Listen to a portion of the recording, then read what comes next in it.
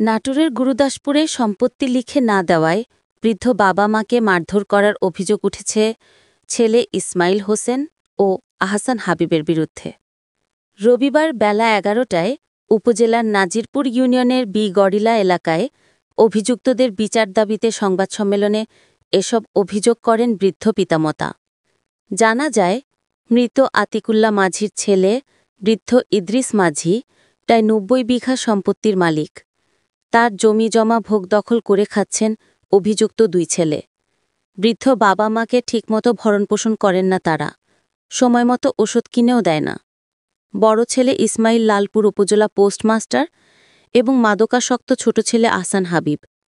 মূলত দুই মেয়ে নুরুন্নাহার ও শিউলি খাতুনকে বঞ্চিত করে দুই ছেলেকে সম্পত্তি লিখে না দেওয়ায় বৃদ্ধ বাবাকে মাঝে মধ্যেই মারধর করেন তারা।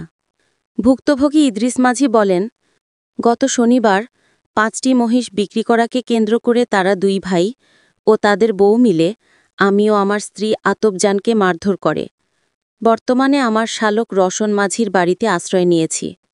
তারা আমার জমিজমার ভোগ করে, অথচ ভরণপোষণ দেয় না।